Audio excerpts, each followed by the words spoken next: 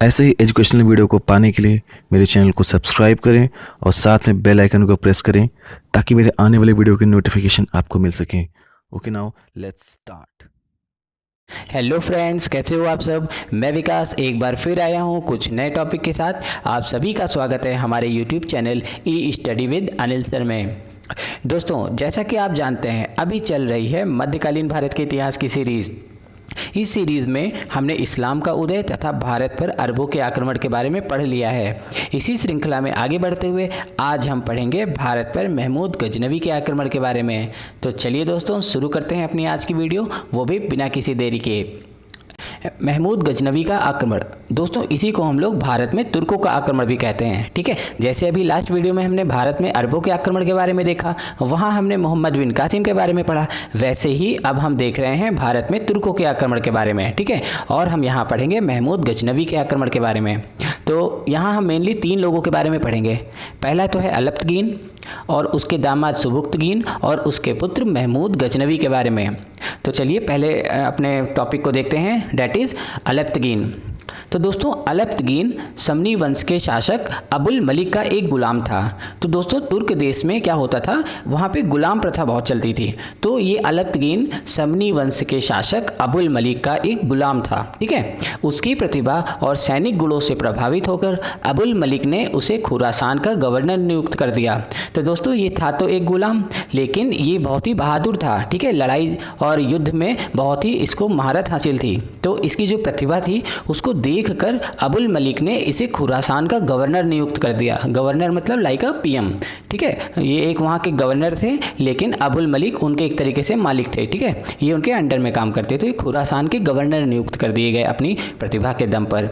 तो जब अबुल मलिक की मृत्यु हो गई, ठीक है, अबुल मलिक की मृत्यु हो गई, तब अलप्तगीन ने 10वीं शताब्दी में अफगानिस्तान के पास एक नया राज्य स्थापित किया।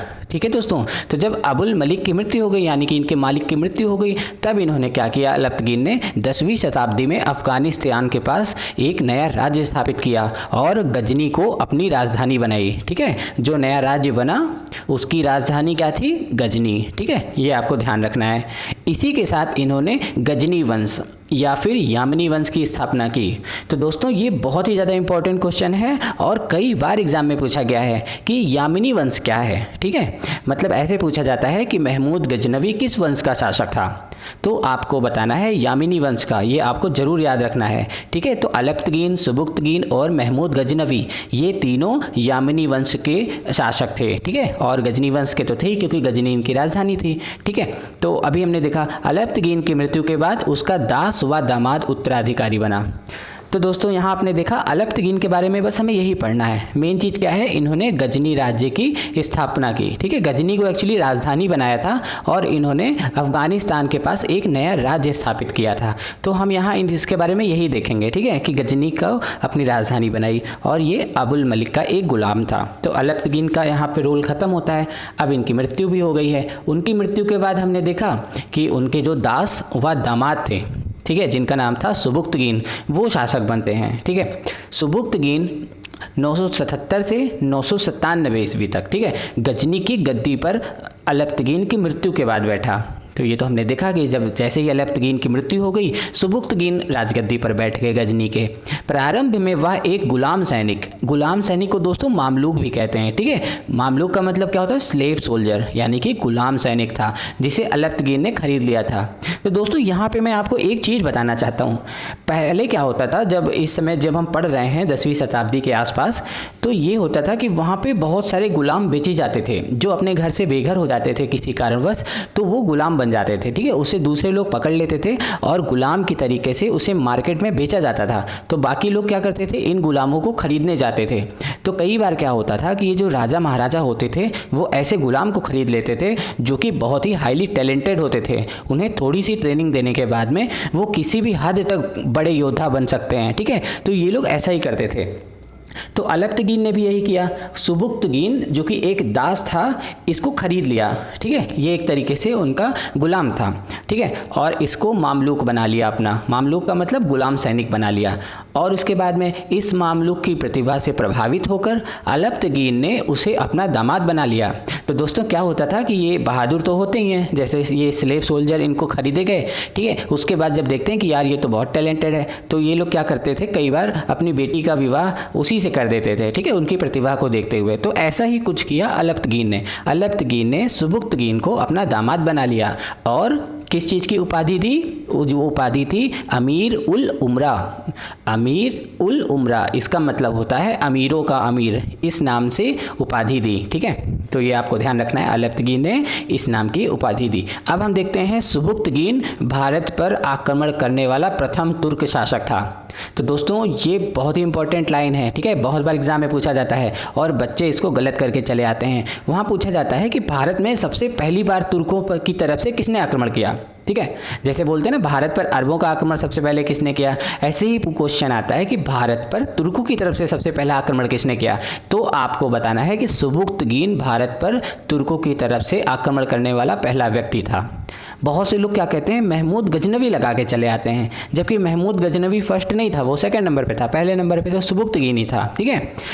इसने अपने शासनकाल में राज्य विस्तार सबसे अधिक किया। और दूसरी इंपॉर्टेंट चीज़, और ये जो जब ये गजनी साम्राज्य बन रहा था, ठीक है, यामिनी वंश के बारे में, तो सबसे ज़्यादा राज्य विस्तार अगर किसी ने किया तीनों में से तो सुबुक्तगीन ने ही किया।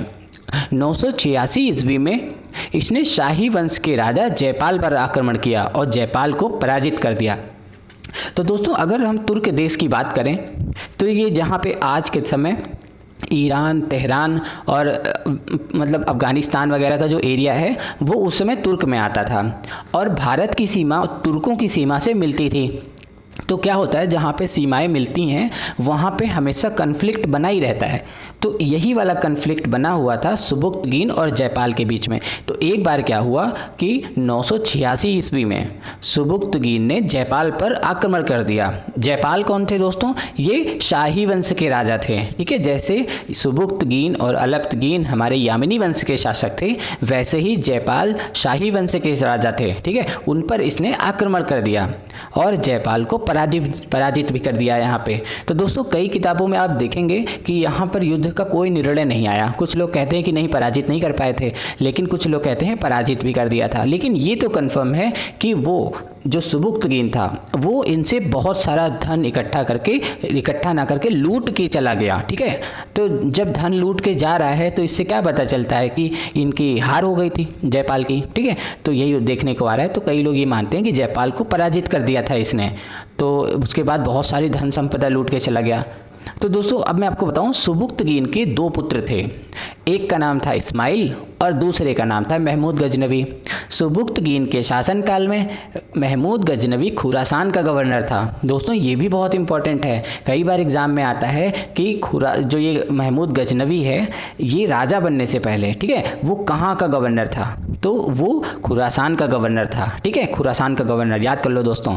सुबुक्तगीन ने अपनी मृत्यु के समय अपने बेटे इस्माइल को गजनी वंश का शासक बना दिया। इस बात से गजनवी बहुत ही ज़्यादा क्रोधित हो गया। वह अपने आप को गजनी वंश की राजगद्दी का योग्य उत्तराधिकारी मानता था, अतः उसने अपने भाई इस्माइल को बंदी बनाकर कारागार में डाल दिया। वह स्वयं को राजा घोषित कर लिया। तो दोस्तों देख रहे हैं महमूद गजनवी कैसे राजा बना, अपने भाई को ही बंदी बना लिया इस्माइल को, और उसको उठा के कारागार में डाल दिया, क्योंकि महमूद गजनवी को ऐसा लगता था कि वो ज़्यादा योग्य है, ठीक है। तो चलिए फिर अब हम देखते हैं महमूद गजनवी के बारे में, जो कि हमारे पूरे चैप्टर के हीरो हैं, ठीक है। हीरो ना बोल के इन्हें विलन बोलना चाहिए। तो महमूद गजनवी के बारे में देखते हैं। सबसे पहला पॉइंट देखते हैं, महमूद गजनवी का जन्म 1 नवंबर 971 ईस्वी में हुआ था।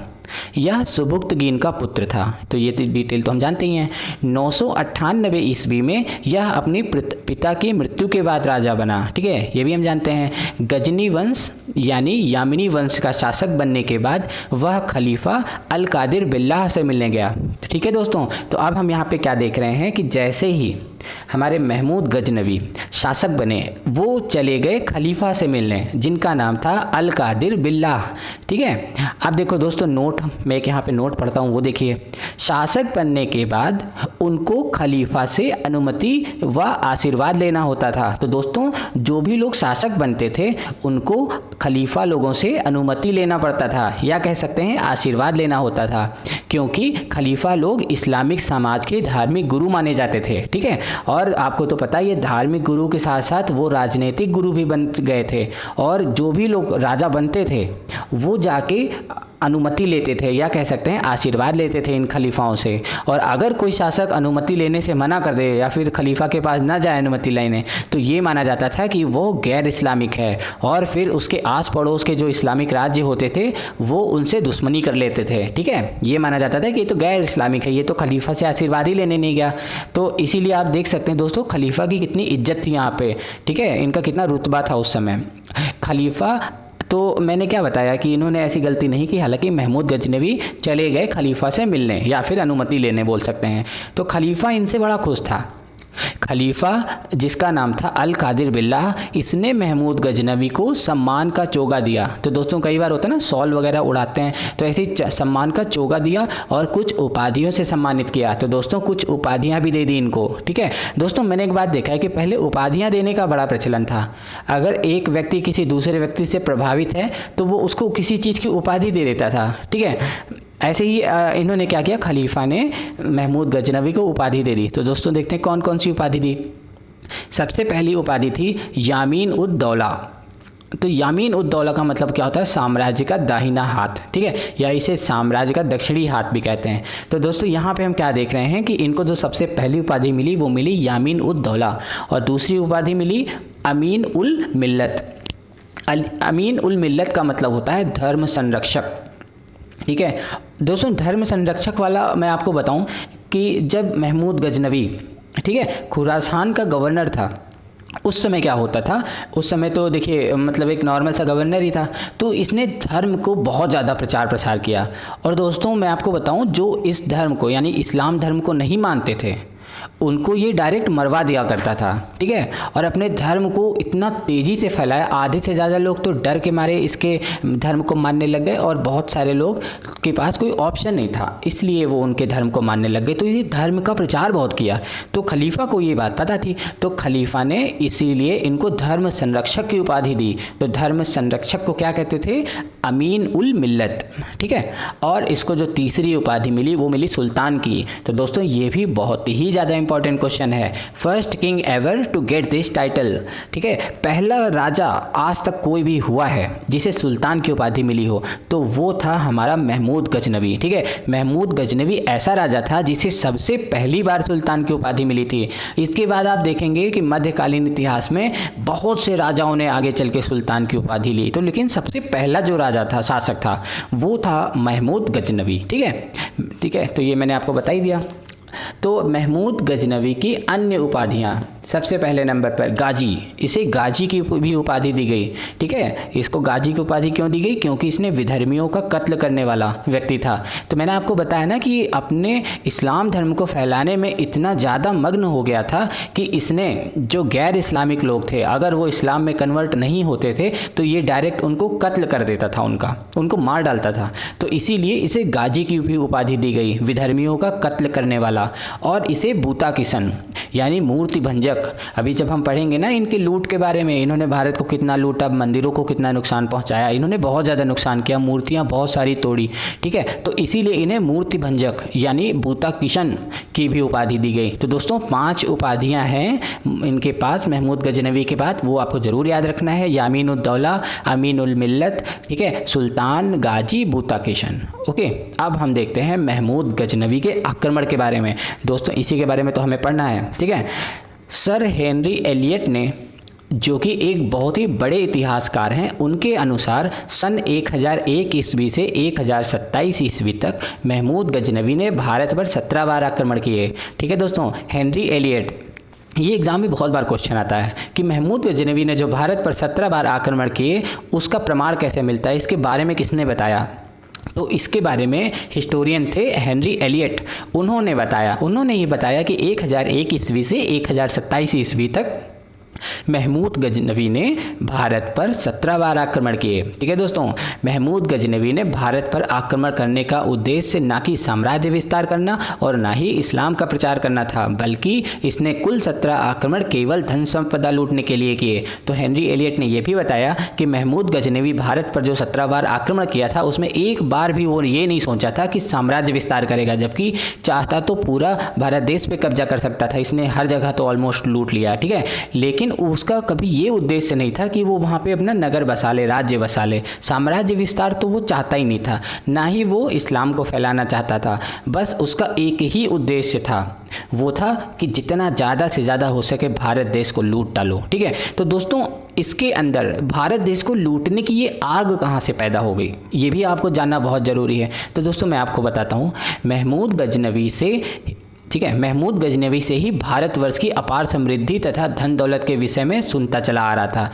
ठीक है, महमूद गजनवी क्या था, बचपन से ही, ठीक है, छोटी उम्र में इसके पापा जब थे, ठीक है, इनके पापा के समय से ही वो भारत की जो सुख समृद्धि, धन दौलत, अपार समृद्धि के बारे में बचपन से ही सुनता चला आ रहा था। उसने, ठीक है, एक बार क्या हुआ था, उसके पापा ने यानी उसके पिता ने राजा जयपाल पर आक्रमण किया था। मैंने आपको बताया था ना कि राजा जयपाल पर आक्रमण किया था और उसका कोई रिजल्ट नहीं आया था और कुछ लोग कहते हैं कि जयपाल हार गए थे। तो उसमें मैंने आपको ये भी बताया था कि पूरा धन संपदा लूट कर चले गए थे। ठीक है, धन संपदा जो लूट के चले गए थे सुबुक्तगीन, तो उसी के बारे में मैं बता रहा हूँ। तो इन्होंने क्या किया, जब धन संपदा लूट के गए तो महमूद गजनवी ने देखा कि अरे कितना सारा पैसा लेके चले आए इनके पापा। ठीक है, तो उसने कहा कि भारत इतना अमीर है, इतना सारा पैसा वो लोग रखते हैं कि अभी एक राज्य से हमें इतना पैसा मिला। तो वो बचपन से ही सोचने लगा कि मैं भी बड़ा होऊंगा और जब मैं राजा बनूंगा तो मैं भी भारत देश को लूटूंगा। ठीक है, और लूटूंगा और अपने देश का, अपने साम्राज्य का विस्तार करूंगा। तो उसका जो मेन मंशा थी, बचपन से ही वो सोच रखा था कि भारत को लूटेगा वो। ठीक है, लुटेरा बनेगा भारत का। तो इसके बाद अब हम देखते हैं, मौका मिलते ही उसने भारत को लूटने का काम शुरू कर दिया। जैसे राजा बना, फिर उसके बाद उसने टेक्निक लगाई और स्ट्रैटेजी बना के इंडिया में आ गया लूटने। 1001 से लेके 1027 ईस्वी तक बहुत लूटपाट मचाई। ठीक है, 17 बार आक्रमण किए भारत पे। तो दोस्तों अब हम देखते हैं भारत पर जो इसने 17 आक्रमण किए वो। तो दोस्तों 17 आक्रमण करने से पहले मैं आपको बता दूं कि कई बार एग्जाम में ये भी पूछा गया है, मैं एक बार देख रहा था किताब, तो उसमें ये भी पूछा हुआ था कि महमूद गजनवी कौन सा मुसलमान था। 2 मुसलमान होते हैं ना, शिया सुन्नी, तो महमूद गजनवी दोस्तों सुन्नी मुसलमान है। ठीक है, तो ये आपको ध्यान रखना है, कई बार ये भी एग्जाम में पूछ लिया जाता है। तो चलिए दोस्तों अब हम 17 आक्रमण देखते हैं इनके। सबसे पहला जो आक्रमण किया महमूद गजनवी ने भारत पर, वो किया पंजाब के सीमावर्ती क्षेत्र पर। ठीक है, दूसरा आक्रमण इन्होंने किया पेशावर पर, तीसरा आक्रमण किया इन्होंने भटिंडा पर, और चौथा और पांचवा आक्रमण इनका मुल्तान पर था। छठा इनका था वैहिंद पर, सातवां था नारायणपुर पर। ठीक है, आठवां था फिर से मुल्तान पर, नवा थानेश्वर पे, उसके बाद नंदन में, फिर कश्मीर में, फिर मथुरा व कन्नौज में, फिर कलिंजर में। ठीक है, फिर कश्मीर में, उसके बाद ग्वालियर व कलिंजर में, फिर 16वां सोमनाथ मंदिर पर इसने आक्रमण किया, और 17 नंबर जो कि सबसे लास्ट है सिंध के जाटों पर इसने आक्रमण किया। ठीक है दोस्तों, तो ये हैं इसके कुल 17 आक्रमण जो कि इसने भारत पर किए हैं। तो दोस्तों जो इनमें से बहुत ही इंपॉर्टेंट हैं उनके बारे में हम देखते हैं। ठीक है, सबके बारे में देखना बहुत ही बड़ा वीडियो हो जाएगा। वैसे दोस्तों अगर आप हमारे टेलीग्राम को या फिर हमारे फेसबुक को फॉलो करते हैं तो वहाँ पे मैंने पूरे के पूरे 17 आक्रमण का डिटेल्ड डिस्क्रिप्शन दे रखा है। ठीक है, तो अगर आप उसको देखना चाहते हैं तो हमारे फेसबुक को या फिर टेलीग्राम को, इसी जो मैं डिस्क्रिप्शन में लिंक दे रखा है, इसी के थ्रू आप वहाँ पे जाके उसे ज्वाइन कर सकते हैं और पूरे 17 आक्रमण वहाँ पे देख सकते हैं। ठीक है, तो चलिए दोस्तों अब हम देखते हैं गजनवी के कुछ महत्वपूर्ण आक्रमण। सबसे पहले तो देखते हैं विंध्य जयपाल यानी कि राजा जयपाल के साथ जो युद्ध हुआ उसके बारे में। तो दोस्तों कई बार एग्जाम में पूछा जाने वाला ये भी क्वेश्चन है। इसे वैहिंद की पहली लड़ाई के नाम से भी जाना जाता है। ठीक है दोस्तों, वैहिंद की 2 लड़ाइयाँ बहुत ही फेमस है। पहली तो है जयपाल के साथ और दूसरी है जयपाल के पुत्र के साथ। तो अभी हम उसको आगे देखेंगे। सबसे पहले देखते हैं जयपाल। ठीक है, इसे वैहिंद की पहली लड़ाई के नाम से भी जानते हैं। यह लड़ाई सन 1001 ईस्वी में हुई। जयपाल के बारे में मैंने आपको बताया था ना कि शाही वंश के शासक थे। ठीक है, तो जयपाल आज के पंजाब व अफगानिस्तान के शासक थे। राजा जयपाल बहुत बहादुरी से लड़े लेकिन गजनवी से जीत ना सके। ठीक है, राजा जयपाल जो थे वो बहुत ही बहादुर थे, इनके सामने कोई भी आता था वो कांप जाता था। राजा जयपाल बहुत ही योद्धा माने जाते थे अपने समय के, लेकिन ये जो था महमूद गजनवी, इसके सामने वो जीत ना सके, हार गए। ठीक है, महमूद गजनवी जीत गया। एक्चुअली क्या था, जो जयपाल और इंडियन जितने भी किंग हैं और किंग रहे हैं ज़्यादातर लोग, वो अपने जो युद्ध होता था ना उसमें एथिक्स को बहुत फॉलो करते थे। एथिक्स का क्या मतलब होता है कि जैसे निहत्थे पे वार नहीं करेंगे, और कुछ भी होता था ना, निहत्थे पे वार नहीं करना है, और जो घोड़ा वाला है, ठीक है, घुड़सवार वाला घुड़सवार पे करेगा। तो ये सारी चीज़ें जो होती थी एथिक्स। तो मैं कहना चाह रहा हूँ कि जो भारत के जो राजा होते थे वो एथिक्स फॉलो करते थे, जबकि ये महमूद गजनवी कोई भी एथिक्स फॉलो नहीं करता था। ठीक है, तो ऐसे लोग जो एथिक्स फॉलो नहीं करते हैं वो बहुत ही क्रूर बन जाते हैं, क्रूर, ठीक है, क्रूवल हो जाते हैं। तो वो उन्हीं में से एक था। तो ऐसा हुआ कि महमूद गजनवी से हार गए। तो ये जो जयपाल थे वो आत्मग्लानि के कारण आत्महत्या कर लेते हैं। जयपाल क्या करते हैं, ये इतना ज़्यादा मतलब इन्हें बुरा लगता है कि ये एक तरीके से 3 बार हार गए। ठीक है, पहली बार तो हराया था इनके फादर ने, ठीक है, जिनका नाम था सुबुक्तगीन। उसके बाद सुबुक्तगीन के बाद में महमूद गजनवी फिर से आया। महमूद गजनवी ने जो सीमावर्ती क्षेत्र पे, मैंने आपको बताया ना पहला जो इसका आक्रमण था पंजाब के सीमावर्ती क्षेत्रों में, तो सीमावर्ती क्षेत्र जो था वो भी जयपाल के शासक जो था ये ना, जयपाल के साम्राज्य में ही लगता था वो। तो एक तरीके से दूसरी बार भी कुछ नहीं कर पाए, तीसरी बार फिर आया, उसने हरा दिया इनको। तो ये देख रहे हैं बार बार ये हार जा रहे हैं महमूद गजनवी से, इसलिए इन्हें बहुत बुरा लगता है और आत्मग्लानि के कारण ये आत्महत्या कर लेते हैं। ठीक है, इस युद्ध में महमूद गजनवी ने वहिंद पर अपना अधिकार कर लिया। ठीक है, वहिंद क्या था, इनका कैपिटल था, जयपाल जहाँ पे राजा थे। तो दोस्तों इसे वहिंद की पहली लड़ाई कहते थे। अब हम देखेंगे वहिंद की दूसरी लड़ाई। मैंने आपको बताया था ना उनके पुत्र के साथ, जयपाल के पुत्र के साथ होगा। तो आनंदपाल नाम था उनका। ठीक है, आनंदपाल जयपाल का पुत्र था। आनंदपाल ने क्या किया, ग्वालियर, कन्नौज, अजमेर, उज्जैन, ठीक है, इन सारी जगह की संयुक्त सेना के साथ गजनवी से आक्रमण किया। ठीक है, लेकिन फिर भी गजनवी को हरा ना सके। गजनवी एक तरफ, ग्वालियर, कन्नौज, अजमेर, उज्जैन, ठीक है, इसकी सेना एक तरफ, लेकिन फिर भी गजनवी जीत गया। तो इस लड़ाई को वहिंद की दूसरी लड़ाई भी कहते हैं। ठीक है दोस्तों, अब हम देखते हैं विध राज्यपाल। ठीक है, अब राज्यपाल के साथ भी लड़ाई हुई। सन 1018 ईस्वी में कन्नौज का राजा बिना युद्ध करे भाग खड़ा हुआ। तो ये जो राज्यपाल था वो कन्नौज का राजा था, और 1018 ईस्वी में जैसे ही महमूद गजनवी ने इसके राज्य पर आक्रमण किया, ये इतना ज़्यादा डर गया कि बिना युद्ध करे भाग गया। इसीलिए जो कलिंजर के चंदेल शासक विद्याधर थे, उसने अपने मित्र संघ राजाओं की मदद से इसकी हत्या करा दी। वो बहुत ज़्यादा नाराज़ हुआ, कहा कि आप एक राजा हो, राजा का काम होता है कि अपने प्रजा की रक्षा करना। वो आया आपके राज्य में और आपने बिना लड़े उसको अनुमति दे दी कि आओ लूटो चले जाओ, ऐसे थोड़ा ना होता है। तो इसीलिए विद्याधर को बहुत ही ज़्यादा गुस्सा आ गया। चंदेल के शासक थे विद्याधर, और इन्होंने मित्र संघ राजाओं की मदद ली और उसको मरवा दिया। ठीक है, अब अगली जो लड़ाई है वो विद्याधर के साथ ही है। विद्याधर जो मैंने आपको बताया चंदेल शासक थे। तो दोस्तों विद्याधर एक महान शासक था।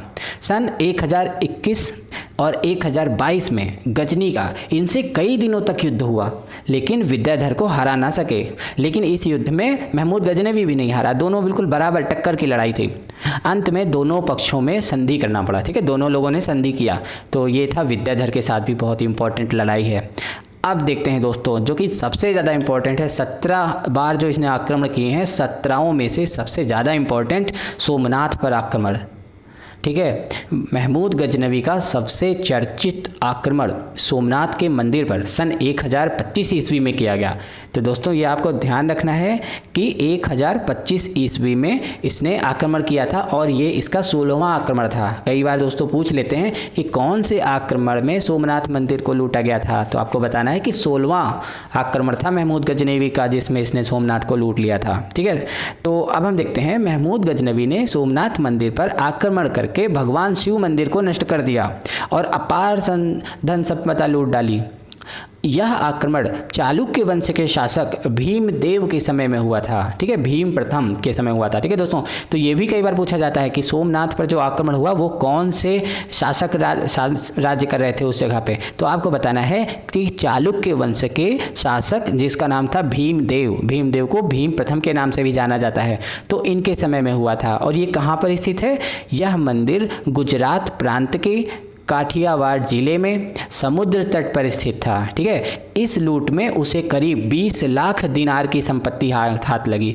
तो दोस्तों 20 लाख आज के दिन ही, आज का जो समय चल रहा है उसमें 20 लाख एक बहुत ही बड़ा रकम होता है। और दोस्तों ये तो बहुत ही पहले लूटा गया था, 1025 ईस्वी में। उस समय आप सोच सकते हैं कि ठीक है 20 लाख दिनार कितना होता था। तो 20 लाख एक तरीके से सोने के सिक्के उसको हाथ लगे। इस मंदिर को लूटते समय महमूद ने लगभग 50,000 ब्राह्मण एवं हिंदुओं का कत्ल कर दिया। मंदिरों में क्या होते हैं, ब्राह्मण और हिंदू ही होते थे ना। तो ये क्या किया महमूद गजनवी ने, जो भी रास्ते में आ रहा है सबको मारते जा रहा है। जो भी ब्राह्मण हो रहा है, हिंदू आ रहा है, ठीक है, चाहे लेडीज़ हो, जेंट्स हो, कोई भी हो, जो भी आ रहा है सबको मारते हुए जा रहा है। और जो भी मंदिर मिल रही है, ठीक है, मंदिर और मूर्तियाँ, उन सबको तोड़ता जा रहा है। और लास्ट में 20 लाख दिनार की संपत्ति से हाथ लगी। बहुत बड़ी मात्रा में इसने वहाँ पे लूट मचा दी। ठीक है दोस्तों, इसके बाद हम देखते हैं इसका अंतिम आक्रमण, जो कि था 17वां आक्रमण। सिंध के जाटों के विरुद्ध यह अंतिम युद्ध 1027 ईस्वी में हुआ। ठीक है दोस्तों, तो जाट लोग पता आपको बहुत बहादुर होते हैं। ठीक है, तो सिंध के जाटों के विरुद्ध यह अंतिम युद्ध हुआ था 1027 ईस्वी में। यह आक्रमण महमूद गजनवी ने जाटों को दंडित करने के लिए किया था। ठीक है दोस्तों, ऐसा हुआ था कि जब सोमनाथ मंदिर को लूट रहे थे ये हमारे महमूद गजनवी, इसके बाद जब जाने लगे, ठीक है, जब सोमनाथ मंदिर को लूट कर जाने लगे और बहुत सारा पैसा इन्होंने लूट लिया था और एक बहुत पूरे देश में अफरा तफरी मच गई थी। सबको पता चल गया था कि सोमनाथ मंदिर इतना भव्य मंदिर था, उसको लूट डाला इन्होंने। ठीक है, तो उस समय सारी जो पूरे देश के लोग थे वो सब के सब गुस्सा हो गए। तो जब ये जा रहा था, ठीक है, महमूद गजनवी अपने देश वापस जा रहा था, तो सिंध के प्रांत में क्या हुआ, जाटों ने इसे पकड़ लिया। तो कुल मिला के जाटों ने इसे हरा तो पाए नहीं, और ये महमूद गजनवी के पास बहुत सारा धन संपदा थी और ये भी लड़ना नहीं चाहता था। ये किसी तरह से अपनी जान छुड़ा के भाग गया। ठीक है, लेकिन बहुत सारा धन उन जाटों ने पकड़ लिया। ठीक है, अब ये इसके मन में गुस्सा फैला हुआ था महमूद गजनवी के मन में। इसने कहा कि हम इनसे अब बदला लेके रहेंगे। ठीक है, तो इसीलिए इसने क्या किया, उन पर वापस आया आक्रमण करने। ठीक है, मैं शुरू से पढ़ रहा हूँ, एक बार फिर से सुनिए। सिंध के जाटों के विरुद्ध यह अंतिम युद्ध 1027 ईस्वी में हुआ। यह आक्रमण महमूद गजनवी ने जाटों को दंडित करने के लिए किया, क्योंकि सोमनाथ मंदिर को लूटकर जाते समय जाटों व खोखरों ने महमूद की सेना को अत्यधिक क्षति पहुंचाई थी। ठीक है, तो दोस्तों आप देख सकते हैं इसके बाद क्या हुआ। 3 साल के बाद महमूद की मौत हो गई। ठीक है, 30 अप्रैल 1030 ईस्वी को हुई। कहते हैं कि मलेरिया के कारण हो गई। तो दोस्तों ऐसा हुआ कि जब सोमनाथ मंदिर को ये लूट डाला 1025 ईस्वी में, इसके बाद 1027 ईस्वी आ गया। 1027 ईस्वी में ये फिर से आया भारत पर आक्रमण करने। ये आया जाटों से आक्रमण करने। ठीक है, जाट उस समय कम थे, इसके पास ज़्यादा सेना थी, तो ये जाटों को तो हरा ले गया। ठीक है, लेकिन जब यहाँ से गया भारत देश से, जब ये लौट गया अपने देश में, तो दोस्तों ये बहुत ही बीमार रहने पड़ा। ठीक है, बीमार रहने लगा। जहाँ भी ऐसे कमरे में पड़ा रहता था, कमरे में कैद कर दिया, और जो सोना चांदी भारत से लूट के आया था उसको ही देखता रहता था। और एक तरीके से मानसिक असंतुलन आ गया इसके अंदर, और ये देखते देखते इसकी तबीयत बहुत ज़्यादा ख़राब होने लगी, और कहते हैं कि मलेरिया हो गया। ठीक है, मलेरिया होने के कारण 1030 ईस्वी में इसकी मृत्यु हो गई।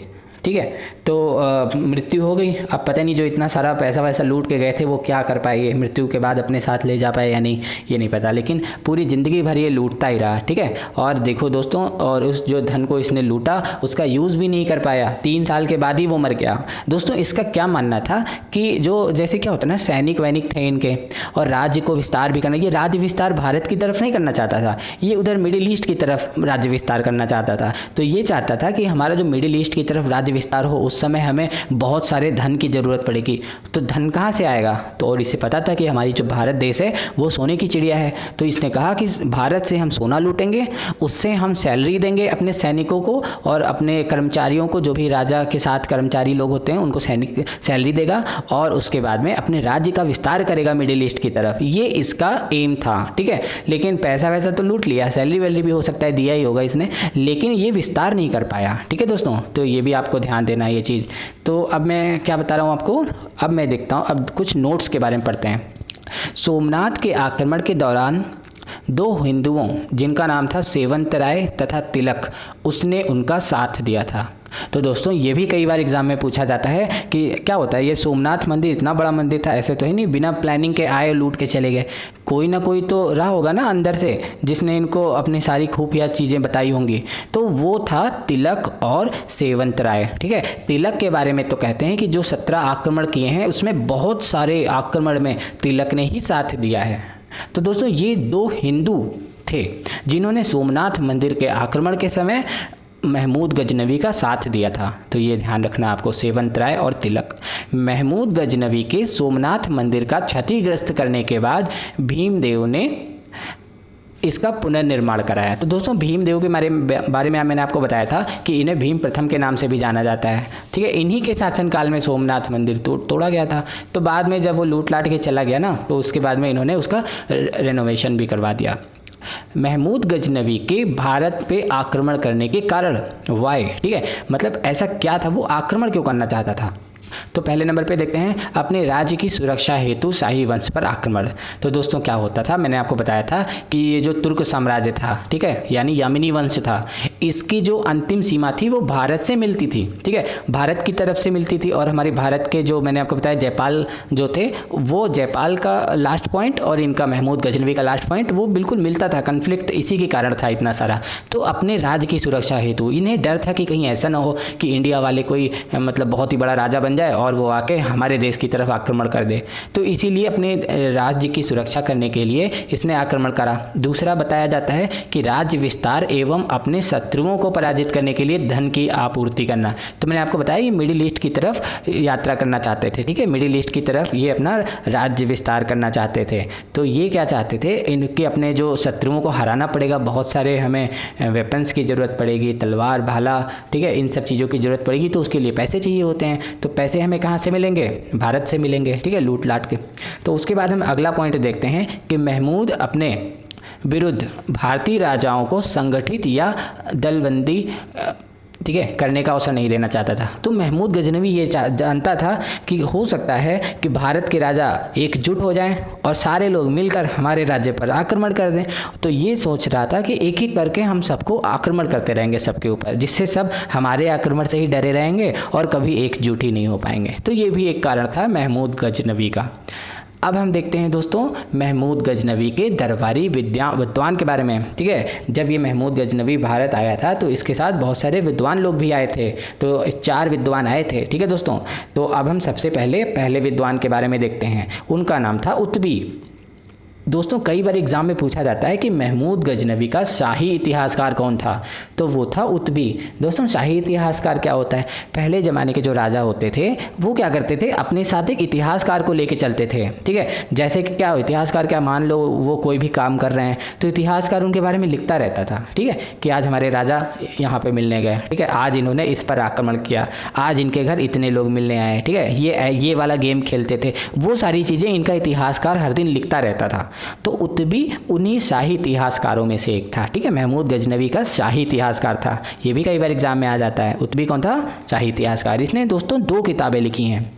पहली किताब है किताब उल यामिनी और दूसरी किताब है तारीख़ यामिनी। ठीक है, यामिनी वंश के थे ना, तो 2 किताबें उन्हीं वंश के ऊपर लिखी है।